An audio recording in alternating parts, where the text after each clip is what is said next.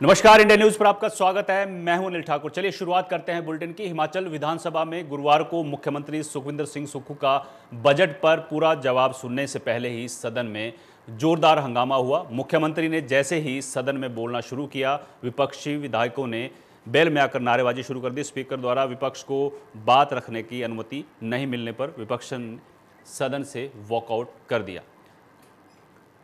तो आपको बता दें कि विपक्ष ने जोरदार हंगामा जो है सदन में किया है।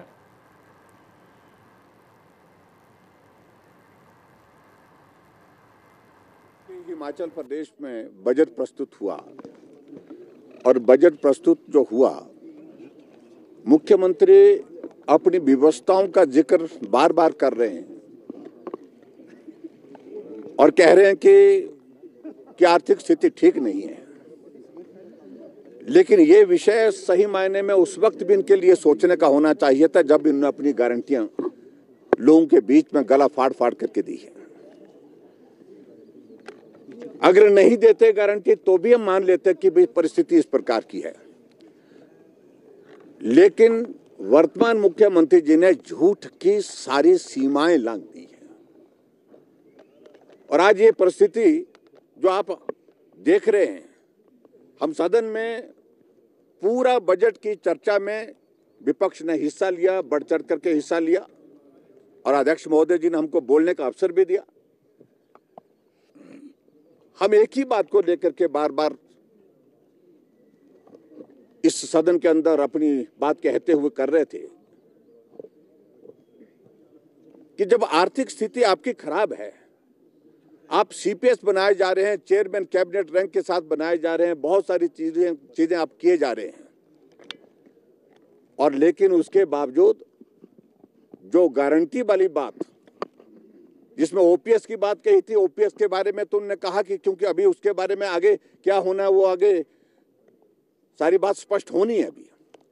लेकिन आज हमने इस बात को लेकर के प्रोटेस्ट किया और वॉकआउट किया है कि हम कब तक झूठ सुनते रहेंगे। प्रदेश की हमारी माताएं बहनें जिनके साथ आपने कमिटमेंट की है कि पहली कैबिनेट की बैठक में 18 से 60 साल की उम्र की सभी माताओं बहनों को हम 1500 रुपए देंगे और आज फिर मुख्यमंत्री कह रहे हैं कि हमने कमिटमेंट पूरी कर दी, हमने अपनी गारंटी पूरी कर दी।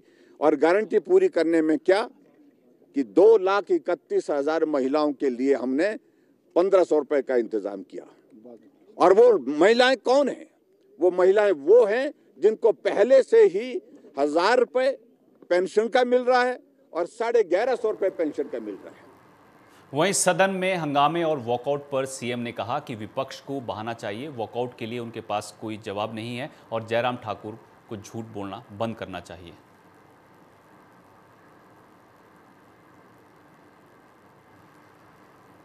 और नारे लगाना उनका अधिकार है।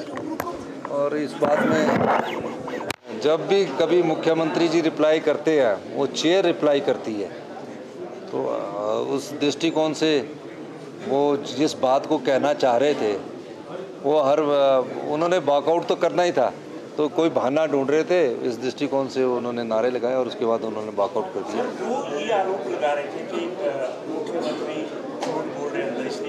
अगर मैंने एक भी शब्द झूठ बोला हो, कौन सा झूठ बोला?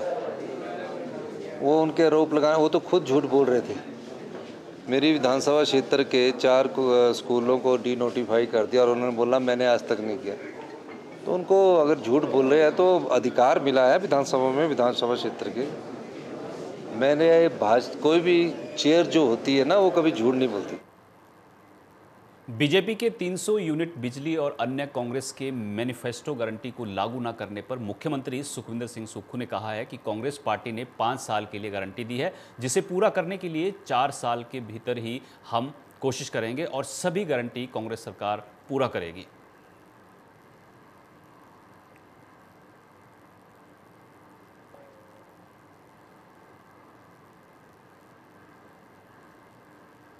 कांग्रेस नेता राहुल गांधी की ओर से 2019 में मोदी सरनेम को लेकर की गई टिप्पणी मामले में आज सूरत की अदालत ने फैसला सुना दिया। कोर्ट ने राहुल गांधी को दोषी करार दिया है। कोर्ट ने उन्हें 2 साल की सजा सुनाई। हालांकि मामले में उन्हें तुरंत ही जमानत भी मिल गई। राहुल गांधी ने ट्वीट कर पोस्ट किया है कि मेरा धर्म सत्य और अहिंसा पर आधारित है।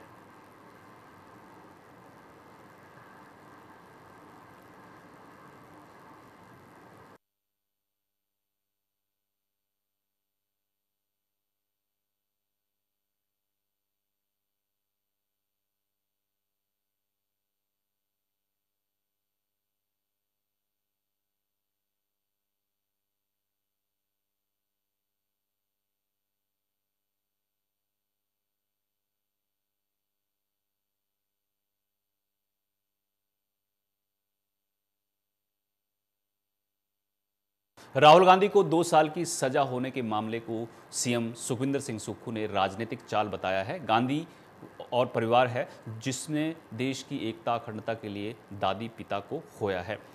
भाजपा को राहुल गांधी में वह अक्स के रूप में नजर आते हैं, इसलिए राहुल गांधी पर झूठ आरोप को सत्य बनाने की कोशिश की जा रही है। राहुल गांधी इन हथकंडों से घबराने वाले नहीं हैं। राहुल गांधी जी पर और उनके परिवार पर उंगली उठाना और दोष लगाना ये एक राजनीतिक चाल है। किसी ना किसी से तरह से उनको बदनाम किया जाए। राहुल गांधी जी का वो परिवार है जिसने देश की एकता और अखंडता के लिए अपनी दादी को खोया, अपने पिताजी को खोया। उनको किसी ना किसी तरह से अक्स के रूप में भारतीय जनता पार्टी को राहुल गांधी जी नजर आते हैं। एकमात्र ऐसे नेता है जो लोकतंत्र को बचाने के लिए कश्मीर से लेकर कन्याकुमारी से लेकर कश्मीर तक की पदयात्रा की। उन्होंने वो अपने लिए नहीं की, वो इस देश के लोकतंत्र को बचाने के लिए की। और इस प्रकार के मामले अभी सब जुडिस होते हैं।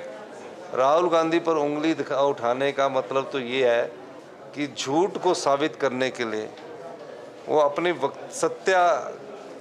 अपने झूठ को साबित करने के सत्य बताना चाह रहे हैं कि सच्ची है, जबकि सच बिल्कुल नहीं है। पंजाब, हरियाणा, हिमाचल सरकार ने हाइड्रो पावर प्रोजेक्ट पर वाटर सेस लगाने के विरोध पर मुख्यमंत्री सुखविंदर सिंह सुक्खू ने सदन में कहा कि पंजाब हरियाणा के मुख्यमंत्री से वाटर सेस मामले में बात करेंगे। पंजाब हरियाणा सरकार के सामने गलत तरीके से इस मामले को पेश किया गया। पानी राज्य का विशेषाधिकार है और उत्तराखंड और जम्मू कश्मीर की तर्ज पर हिमाचल सरकार ने भी वाटर सेस लगाया है। सदन से बाहर आने पर सीएम सुक्खू ने मीडिया से बात की है, सुनिए। ये वाटर सेस लग रहा है। मैंने सदन में अपना वक्तव्य दिया है, वो सब कानून ना पंजाब के। मैंने सदन में अपना वक्तव्य दिया है, वो सब कानूनों के आधार पर है। ना पंजाब गवर्नमेंट के पानी पर वाटर सेस लग रहा है, ना हरियाणा गवर्नमेंट के पानी पर वाटर सेस लग रहा है। ये हिमाचल प्रदेश में जो हाइड्रो प्रोजेक्ट है, उन हाइड्रो प्रोजेक्ट पर ये वाटर सेस लग रहा है। तो ना इसमें पंजाब सरकार को चिंता करने की ज़रूरत है, ना हरियाणा सरकार को चिंता करने की ज़रूरत है।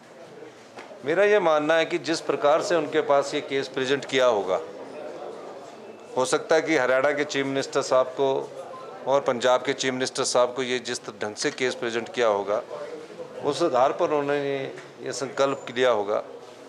और उस दृष्टिकोण से कोई बड़ी बात नहीं है। और हमारा ये कहना है कि जो हमारे प्रोजेक्ट है उन पर वाटर सेस लगता है, और ये पहली बार नहीं लगा, ये उत्तराखंड में भी लगा है और ये जम्मू कश्मीर में भी लगा है। मैंने पूरा वक्तव्य जो है वो सदन के सामने रख दिया है, और किसी प्रकार की जो भी ट्रीटी है, जो भी कानून है, उसका किसी प्रकार से उल्लंघन नहीं है। लेकिन कई बार क्या होता है कि वो जल्दबाजी में कई बार बातचीत हो जाती है। मैं दोनों मुख्यमंत्रियों जिससे भी इस संदर्भ में जल्दी ही। विधानसभा के बजट सत्र के 8वें दिन सदन में प्रश्नकाल के दौरान एक सवाल का जवाब देते हुए मुख्यमंत्री सुखविंदर सिंह सुक्खू ने कहा कि कांगड़ा एयरपोर्ट को भू अधिग्रहण के लिए 2000 करोड़ रुपए, मंडी के लिए 8000 करोड़ रुपए चाहिए। बीजेपी विधायक विनोद कुमार ने सदन में 300 यूनिट बिजली मुफ्त देने का मामला भी उठाया। तो आपको बता दें कि मंडी और कांगड़ा में गागल एयरपोर्ट के लिए पैसों का प्रावधान जो है उसकी सरकार ने बात कही है।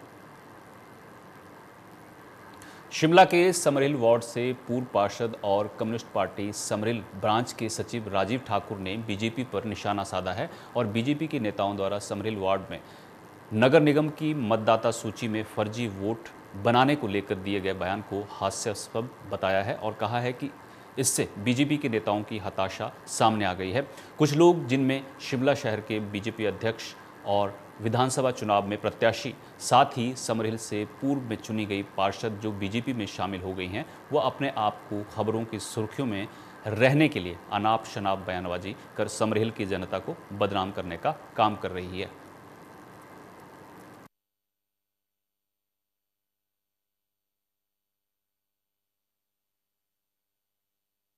आज मैंने समाचार पत्रों में पढ़ा है कि हमारे समरहिल के पूर्व पार्षद जो कि भारतीय जनता पार्टी में हैं, वो और संजय सूद जी जो भारतीय जनता पार्टी के यहाँ से प्रत्याशी थे एमएलए के इलेक्शन में, शिमला से कल एसडीएम से मिले और उन्होंने वहाँ पर कहा है कि समरहिल में जो है फ्रॉड वोट्स बन रही है। मुझे बड़े दुख से कहना पड़ रहा है कि कुछ लोगों को मीडिया में आने की, अपनी फ़ोटो खिंचवाने का बड़ा शौक़ होता है और वो अपने शौक़ को पूरा करने के लिए कभी अखबार में उलझुल सी बातें देते रहेंगे, झूठ बोलते रहेंगे कि फ्रॉड वोटें बन रही है।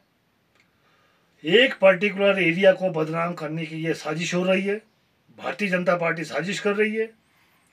और संजय सूद जी, आपको समरहिल से बहुत अच्छी वोटें पड़ी थी, समरहिल के लोगों ने आपको बड़ा मान सम्मान दिया था, मगर बड़े दुख की बात है कि आप किसी के कहने से, जिन लोगों को अखबारों की सुर्खियों में रहने की आदत हो, जिन्हें अपनी फ़ोटो खिंचवाने की आदत पड़ गई हो, वो उस वहाँ की जनता को बदनाम करने की कोशिश कर रहे हैं।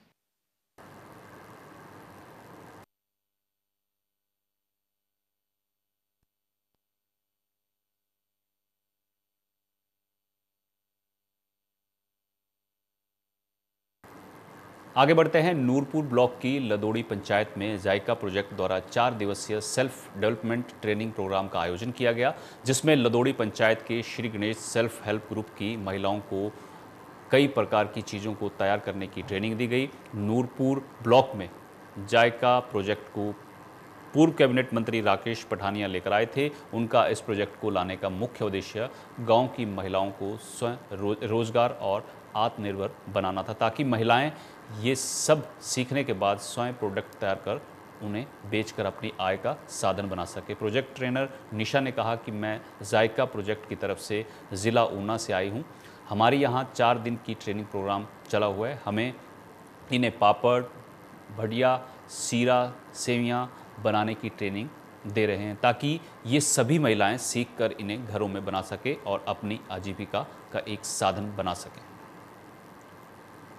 पंचायत में ट्रेनिंग लगी हुई है, इसके बारे में कुछ जानकारी देंगे? जी सर, मेरा नाम पार्वती देवी और मैं लदौड़ी पंचायत की प्रधान हूँ।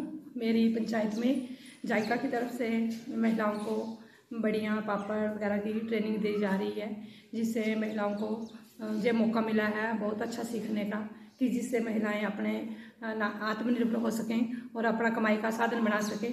तो हम सरकार का बहुत बहुत धन्यवाद करते हैं जिन्होंने ऐसी स्कीम चलाई है।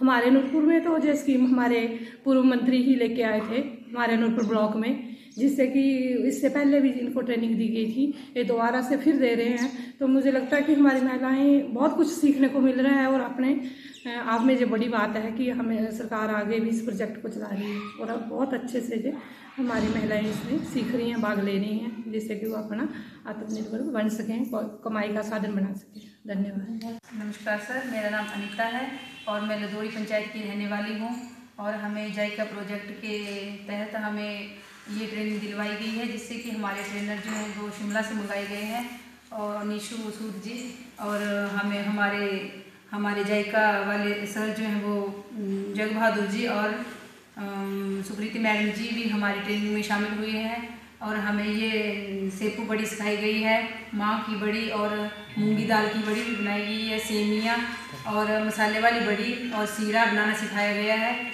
जिससे कि हम घर बैठकर अपना ये काम कर सकें और अपनी आजीविका कमा सकें। और हम बड़ा उधर जिला लाहौल स्पीति में शिंकुला दर्रा मार्ग हल्के वाहनों के लिए खोल दिया गया है। जनवरी महीने में भारी हिमपात होने के चलते ये मार्ग बंद हो गया था, लेकिन गुरुवार को सीमा सड़क संगठन योजक परियोजना ने इसे हल्के वाहनों के लिए खोल दिया। आपको बता दें, सीमा सड़क संगठन योजक परियोजना के निदेशक कर्नल विकास गुलिया ने हरी झंडी दिखाकर वाहनों को रवाना किया।